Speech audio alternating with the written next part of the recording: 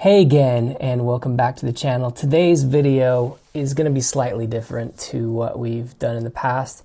One is as per the trend lately, I'm not using a script. I usually do to keep my thoughts on track, make sure I don't repeat things.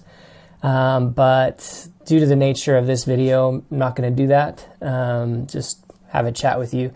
But this is in response to my last video, which I don't normally do. Usually I just truck forward, move on, don't look back type thing. But this is a special case because I was really blown away by the response that I got to last video. A lot of positive and some critical, some negative. And I want to respond to both because, wow, what a response. I've never seen a response to a video like that. The ratio of, I don't know what ratio to use. The ratio of minutes in the video to comments left was staggering. I was doing my best just to keep up with all the comments and as best I could to respond as many as possible.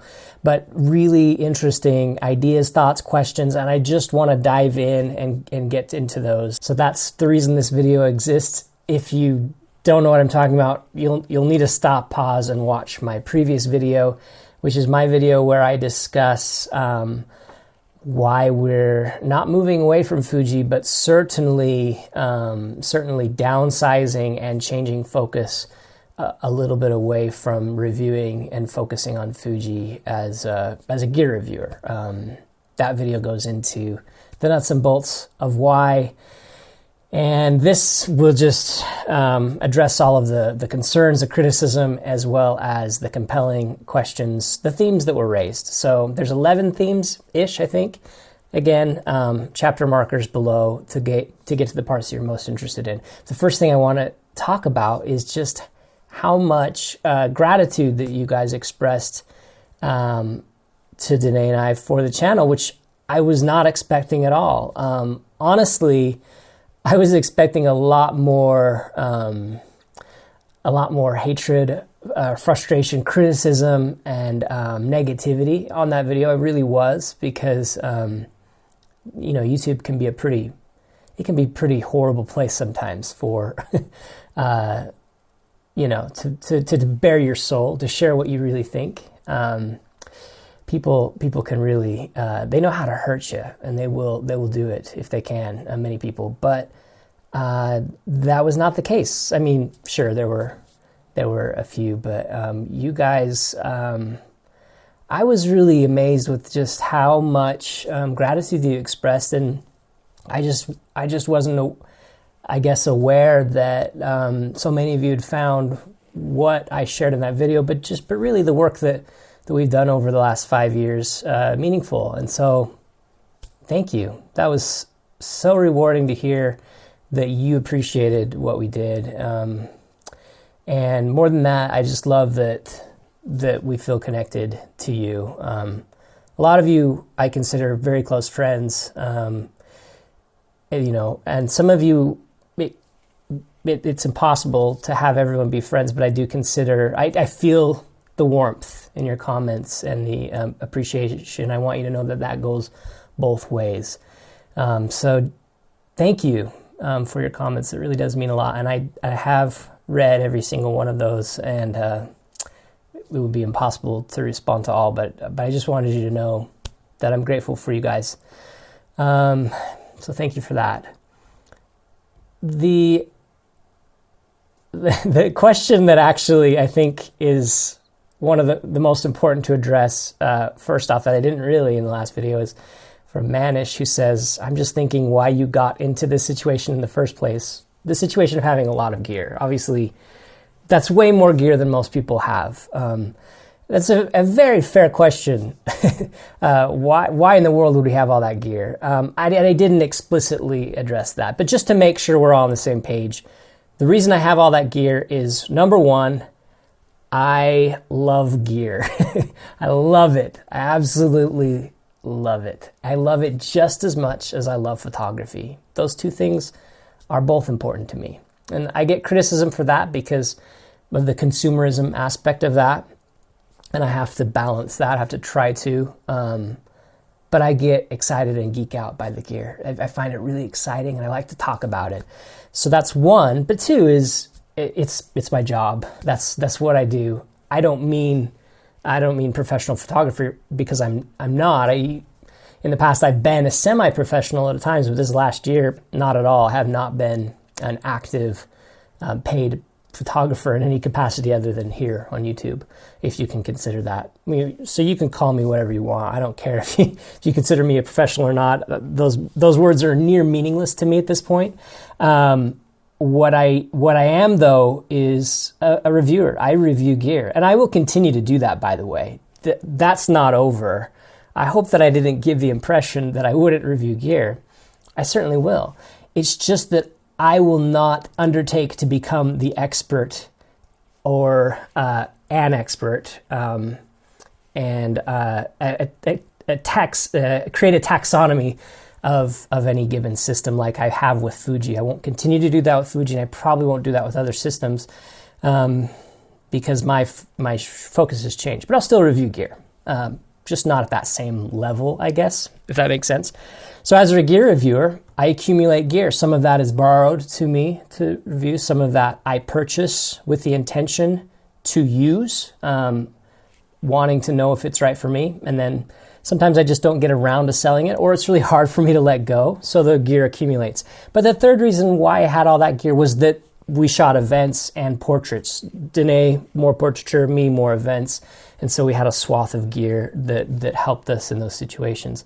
And then also, obviously, this channel is the fourth. I need different types of lenses that lend themselves to videography. And so that's a lot of different reasons and a lot of different need for gear, and that's why we had all that gear. I did do my best to not keep gear that I didn't need, but that's all that gear was used. If it wasn't used, I eventually would sell it. So I hope that addresses that question. Number three, the third theme, I guess, is I didn't really do a good job in that last video of showing what we kept and what we sold. And part of that is because I know it looked like we had settled on it, but after the fact, we still had some back and forth, and I still wasn't settled on it. Even when I was making the video, I wasn't completely settled on it. I have now sold most of that, I sold all the gear we intended to sell to KEH, like I said I would. So that's gone. And I'll put on the screen now so you can have the benefit of seeing what we had and what we got rid of. Because I know for a lot of you, you find that interesting. I think it's revealing to see how people prioritize. It's one thing to do that in a vacuum. If I were to just tell you in a theoretical world, if I had to get rid of all my lenses, which 3 I would keep, for instance, that's different. I mean, we can theorize, but then when push comes to shove and you're actually in that position, what do you really keep? What do you really get rid of? It's an interesting exercise, and I know many of you can empathize. But yeah, on the screen you'll see what we kept and what we got rid of. A few of those I'll get into greater detail because you had specific questions.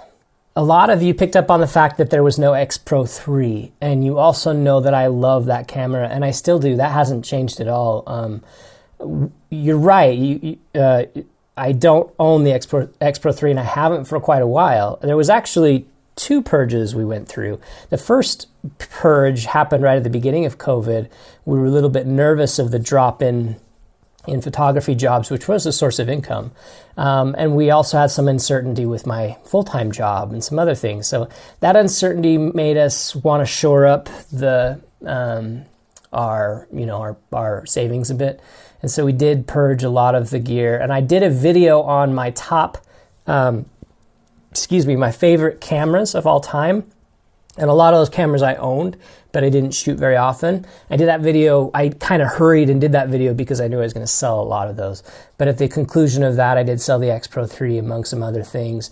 The reason why is because I specifically use the X Pro 3 for events. That's what I love that camera for, and I wasn't shooting events anymore. If I ever do that again, if I start shooting events, there's no question that's the camera I'll use. Absolutely no question. I love that camera for events. I don't love it for the other types of photography that I do. And I can't use it in landscape work because it doesn't work very well. The flip screen doesn't lend itself to a tripod base. It's not a very good architectural or landscape camera. It wasn't designed for that, so that's why. But I do love that camera. A lot of you wanted to know why I kept the X100S. That's a really good question. And we did talk about that in the video.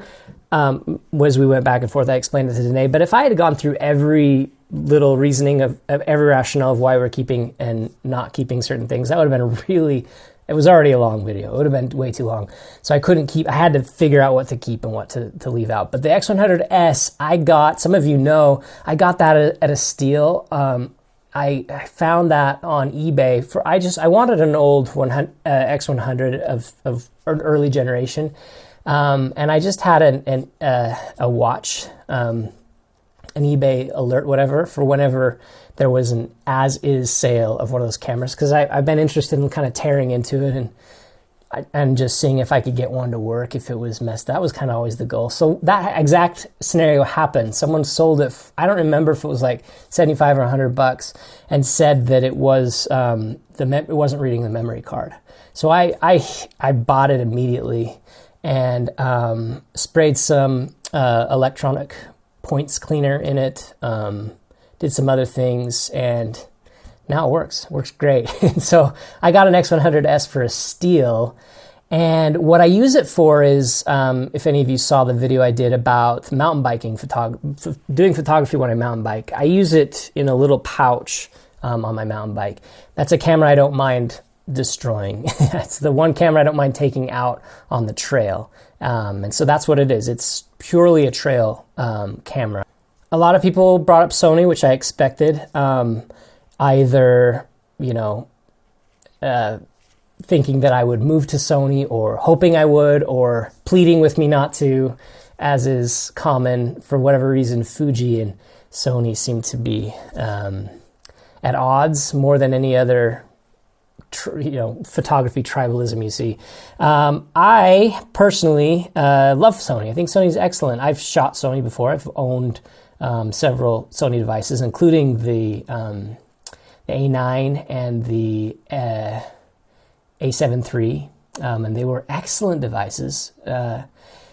But the reason I would switch to Sony would be for the hybrid shooting, and I don't like how Sony does video. I don't like the way that the video looks. That's reason number one.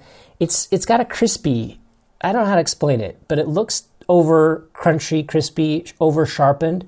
And I couldn't really get it to work. And I don't know why more people don't talk about this. To me, it's so evident. I see it in Sony video files, especially my own face, because I know my face fairly well after doing these YouTube videos for so long. And I would compare my GH5 or my Panasonic S1H footage, or like I'm filming here, the X-T4, to the A7 III footage.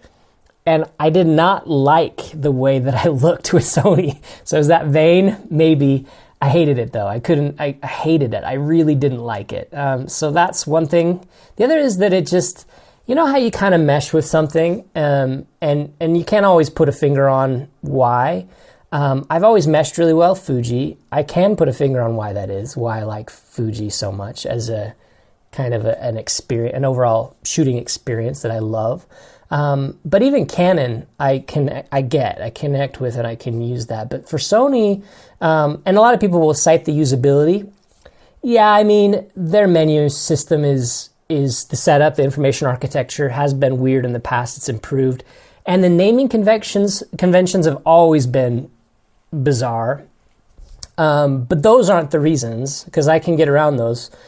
It's just there's something about the way that you use a Sony device that I haven't connected with. It doesn't mean it's not a great system and that it'll work for most of you. And I hope I don't offend anyone by, I'm sure I will, but my intention is not to offend anybody. I think Sony is doing some incredible things, but it will probably never really be for me. I don't plan to ever probably shoot with Sony again. The next question about gear was, what lens was on my GFX 50R? Where is that? That's this guy right here. It's the Mamiya Secor 80mm 2.8 from a Mamiya 645. I got this on the cheap, bought it off KEH. It's really the only lens that I felt like I've needed so far. There's occasional time where I wanted something a little different focal length, but haven't got around to really purchasing anything else. Probably I will buy a GFX zoom lens at some point, but I might never really dive into the primes just because of the price, and I just don't need them. I manual focus when I shoot with this anyway. I don't need any autofocus. This works really well. I would rather probably upgrade to the X100S at some point because I do like the image stabilization. I like the idea of that because I don't like using a tripod. That's the one thing, even though I'm doing some architectural, landscapey type work, because I shoot in severe clear, I don't usually need one, but I would like that added measure of assurance with that stabilization. So I really don't, I'll only need a tripod really on those, really dark scenes, which I don't shoot very often anyway. So so I'll probably get a zoom, but really I'm eyeing that X100S. We'll see.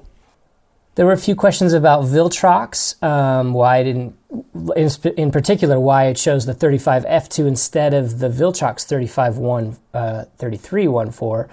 Was it optical reasons? No, I mean, if you've seen my videos about Viltrox, I think Viltrox lenses are excellent. I would have no problem shooting with them, and I have for, professional gigs even.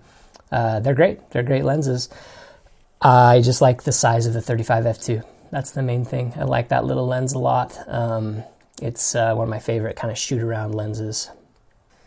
The next theme I wanted to address was a criticism that I heard quite a bit. A lot of you were upset that I clearly copied Peter McKinnon because we both released a video about purging our gear on the same day. And since he's famous and I'm not, clearly I copied him. So I just wanted to share the timestamps to show you how much time I had after I saw his video. It was about an hour to where I released mine. That's how good I am. Yeah. I was able to record all that footage, get on a call with KEH, figure all the logistics out of that, get all that footage edited and uploaded on my really crappy upload speeds, all of that within 1 hour, because that's how badly I wanted to copy Peter McKinnon's idea. So you caught me, guys. Red-handed. I thought I could get away with it, but you caught me. The next thing I want to talk about was KEH a little bit, because honestly I expected to get more backlash than I did, or people kind of, like this guy, he says that I'm a shill because of my relationship with KEH. Others just felt that it was a KEH ad. And yeah, I thought I'd get more than that, honestly. I really did. Yeah, I mean, guys, I tried not to be too subtle. That absolutely was an ad for KEH. I'm not ashamed of that at all, because one, I like KEH. I used them long before they were sponsored. The way I do sponsorships or go after sponsorships, which I don't very often, I've never said yes to Squarespace or Audible or some of these others that have came to me, even though I do use those services. I actually do. I use Squarespace, I use Audible, and I've had an opportunity to do sponsorships with both of them. But I haven't. I did with Skillshare for a while, but the sponsorships that I go after are the ones that I use. So and not just use, but that I really love. Skillshare, I ended up not loving as much, so I don't do sponsorships with them anymore. I got a lot of value at first, but it just wasn't deep enough, and that's when I kind of dropped off. KEH, on the other hand, they're one of the my most loved sponsorship, because I love them. I really do, and I hope that came across in the video. I wouldn't ask for a sponsorship arrangement with them if I didn't. So I'm not ashamed at all, and I don't apologize for that. I create value for them. and I expect compensation for that value. I hope for it, and I'm not ashamed to try to make money for the hard work that I do on this channel. And I know most of you understand that. Some of you won't ever. That's okay. It's totally fine.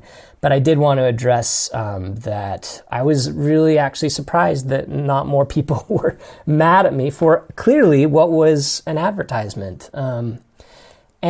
And part of it, I think, is because, while yes, there was advertisement elements, the purpose of that video was to share some very important things with you, and seems like that came across. I hope it did.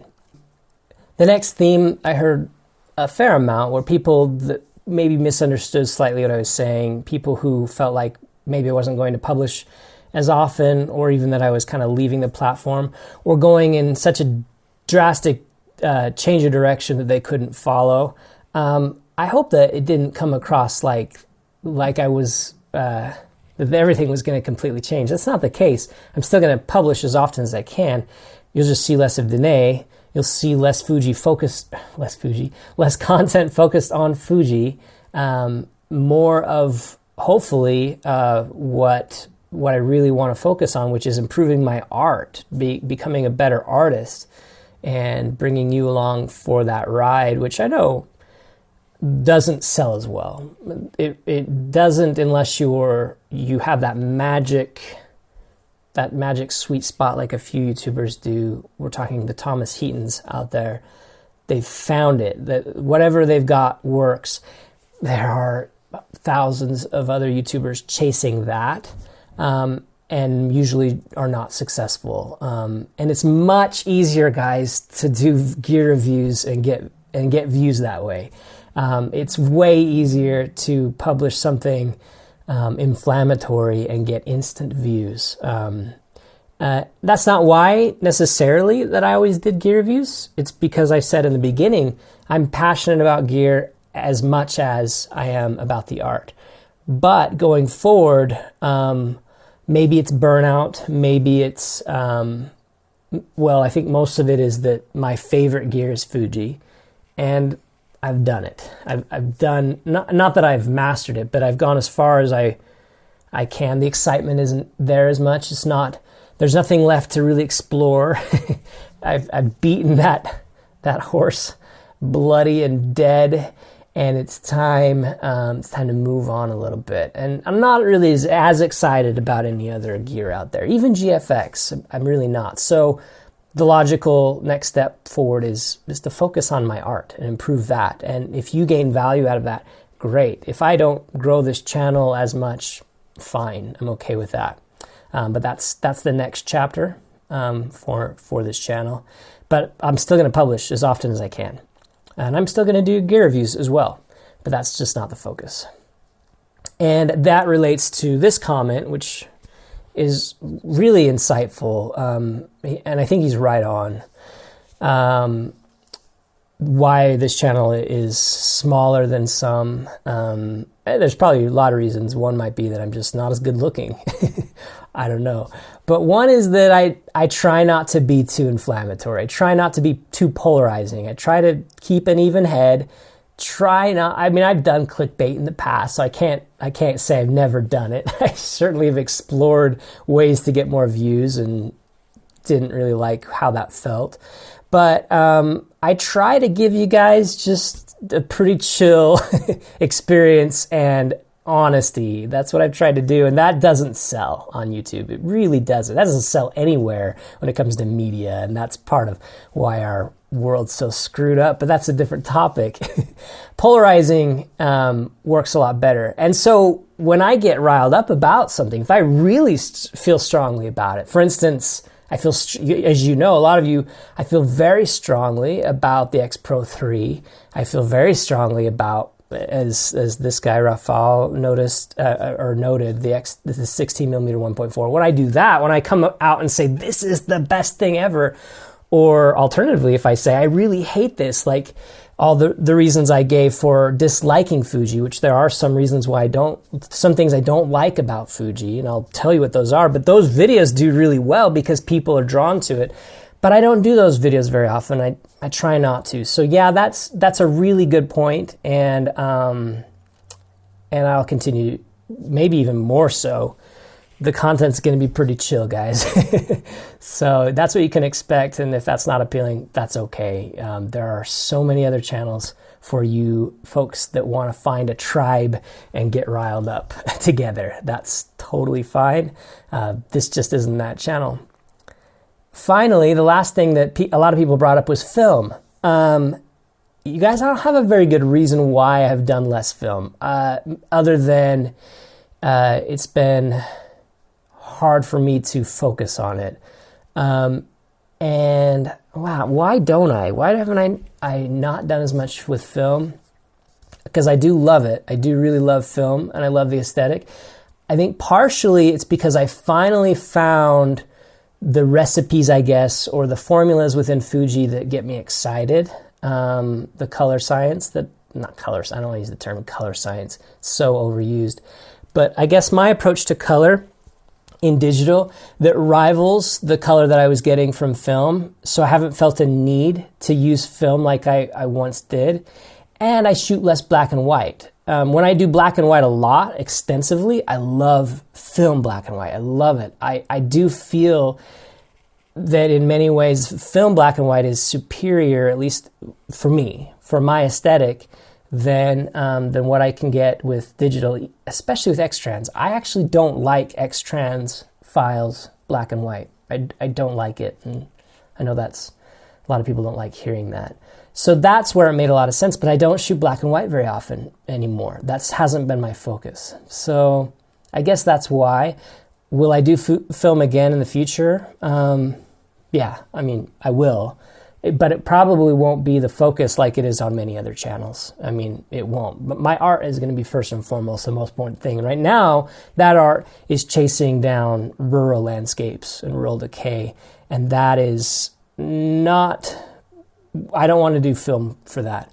There are others that do with great success, like Nick Carver. He has a similar aesthetic, honestly, to mine. He's a very mature photographer, one I respect a great deal, and he shoots primarily on film. So he's a guy that you could watch, but that's probably not what I'm going to do for my artistic side. If I do film, it'll be more of what I've done in the past, which is let's explore the geeky side of it. So, but that's the long answer.